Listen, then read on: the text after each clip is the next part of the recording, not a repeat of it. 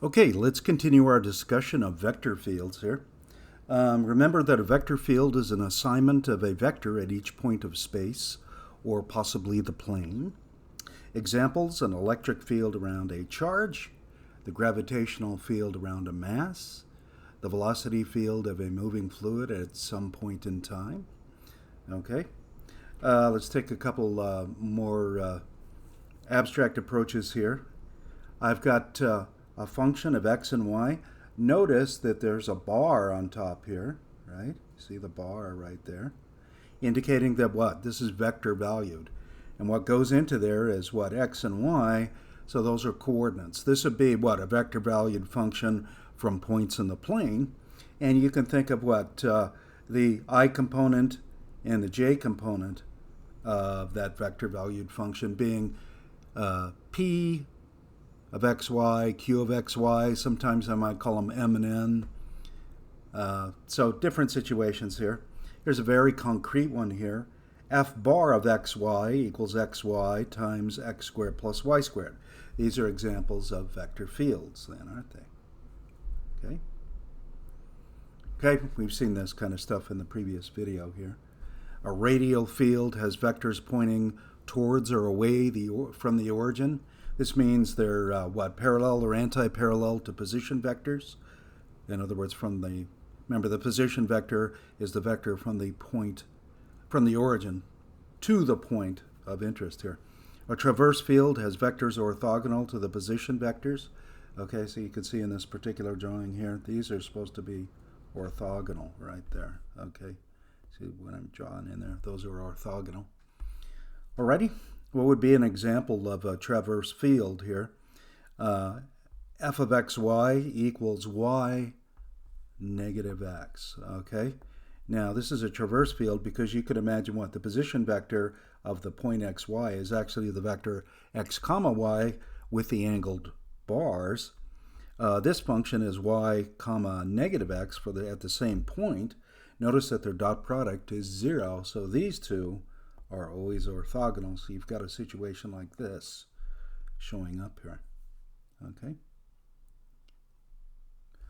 All right, let's go to another slide here.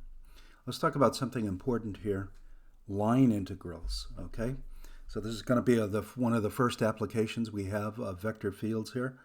First of all, I'm going to mention here that this is sort of a misnomer here, because we're usually integrating over something curved, okay? But these are called line integrals. Anyway, that'll be okay. Sometimes the curve over which we're integrating is actually a line, so there it is. Anyway, let's talk about different forms, okay? I've got one form I've drawn in red and another form I've drawn in blue here, as you can see. So these are two basic different forms here. Here I'm integrating with respect, I've got a scalar valued function, as you see. Notice there's no bar on top of this thing, right? That's just a scalar function, and I'm integrating with respect to s. S is arc length. Remember, we usually reserve that for arc length. Okay, and here I've got cap f of x, y, z, ds here. This would be presumably what? Integrated in the plane, and the second one over here would be integrated through some curve in space. Okay, and here's going to be a second formulation here that we will often have, some vector field dotted with differential change in position vector. Okay, so d r bar, or you've got the three-dimensional version here that is also, sometimes written this way here, where you want to think of it kind of like this here. See, you've got your f is P and Q, respectively, like we saw on the previous page. And then what's dr? Dr is the change in position vector, so that would be dx comma dy. And you see, if I would dot these two, if I take the dot product of these two, I would actually get what? P dx plus Q dy. Okay, so sometimes that will appear here. This is what also includes a third dimension, so this would presumably be in space there. Okay, so there's some examples there. Notice that I mentioned this again. F of xy is a scalar function. I underline that. Okay, what is the definition of a line integral? So we're going to sort of look at this first definition here, this guy.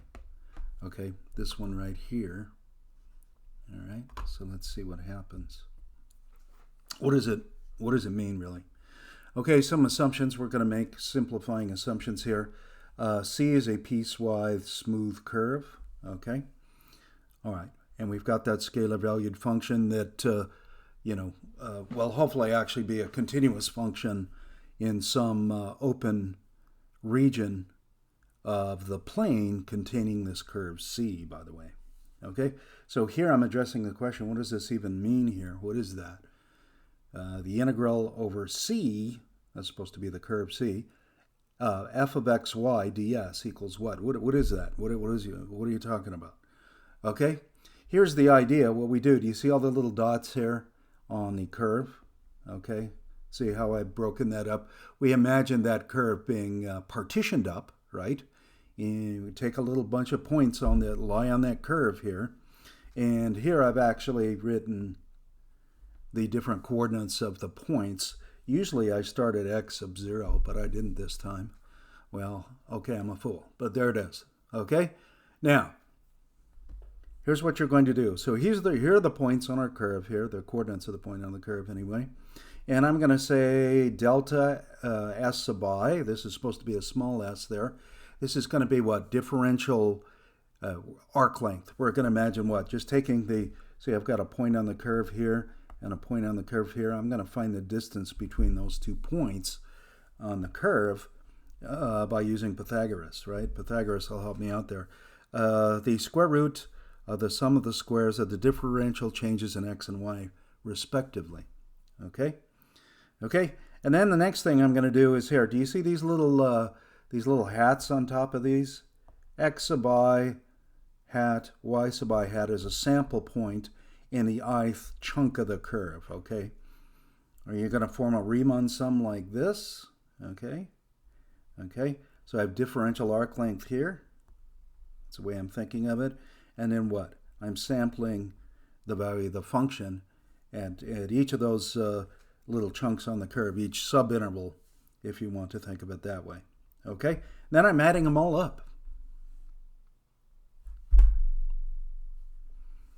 Then what are you going to do? Well, you know what we're going to do. We're going to do what we always do. We're going to take the limit as the norm of the partition goes to 0, and that means the length of the largest delta SI. Okay? You're going to let that go to 0. So that means you're going to have to take more and more points on that curve, and this yields the line integral if that limit exists. Sufficient conditions for this limit to exist are that the function f of xy is continuous in some open region containing s, and s is piecewise smooth, like we mentioned here. Okay? Now, just give you an interpretation of this line integral. It can be thought of as the signed area, because it might be negative, right? Signed area under the curtain, that's about the best word I could think of, formed by the surface z equals f of xy, the xy plane, and the curve c. Now I'm going to give you a visual on that in a second. I'm going to throw in here before I do that, I'm going to mention, you remember how dealing with arc length on a curve was very good theoretically. We did that in an earlier chapter, but sometimes it's actually kind of hard to use. Usually we think of the curve S that we're dealing with as being parameterized, right? So we're going to usually use a different parameter here, t or something, if it's naturally parameterized in, and then our differential changes in S will be given this way. Remember this? If the curve looks like this, the points on the curve have position vector like this, x of t and y of t. Okay, and these are nice differentiable functions of t. Then we have ds looking like this, right? Remember that? Okay, alrighty. Let's have a look at that picture involving an interpretation of the line integral as the area of a curtain. Okay, In this situation, what I have is z is a function of x and y. Okay, nice and smooth here. So that represents that surface there, right? That's supposed to be the surface. Okay, that surface right there. And then here's my c down here. I scribbled that in there already. See the dash curve in the xy plane? Okay, that dash curve in the xy plane here. And then what I'm thinking about is all the values of the function z at points on this curve here. You could imagine then what we're essentially doing is projecting that curve onto the surface there, right? And you see how you get this funny curve in 3 space here? Now, the area of the curve between the xy plane, well, let me throw in here. Do you see what I mean by a curtain here? Okay, imagine connecting vertical lines between points on the curve C and the actual curve on the surface. This makes what I'm calling a curtain here. Do you see that coming around like that? What if I was interested in the area of that curtain? Okay, well, that would be the value of the line integral. Okay, that's exactly what we're doing. Okay, because what? You think of the f of xy, which you're sampling, right? These are at my sample points. Okay, this would give me what? The height above points on the curve, and then the delta s of I is going to give me what? A little differential length. So this is going to be length times height, and that's going to give me an area. Okay, it's going to give me an area, one of these, like these little picket things there. Of course, this is the limiting sum here. Okay, but you're going to add all those up and then take the limit as the norm of the partition goes to 0, and that should give you our definition of the exact area of that curtain. Okay, that's the idea. That's one interpretation.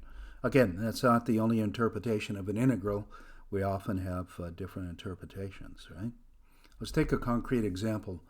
The integral over c of x times y ds, and I'm giving that a name L. Okay? Here's my curve. X equals the sine of t, y equals 1 plus the cosine of t. T goes between 0 and pi inclusive. So this represents some sort of curve, right? Okay, you might graph that on Desmos. Okay, you know how to do that pretty easily. Okay, let's go ahead and compute the value of L. Okay, I'm going to get, because this is parameterized in something other than S, I'm going to go ahead and use this form. Remember that? How I told you I was going to do this? Okay, let's actually take these derivatives. X prime of t is cosine of t, y prime of t is negative sine of t.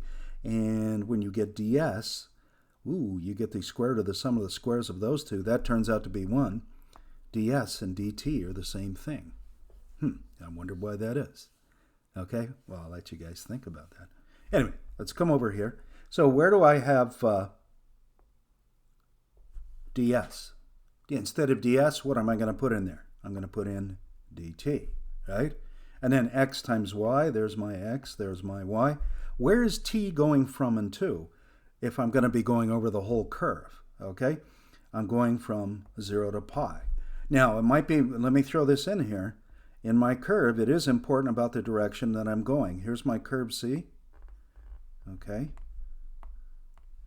You know, I'm traversing the curve in a certain direction. Those are supposed to be arrows anyway. Okay.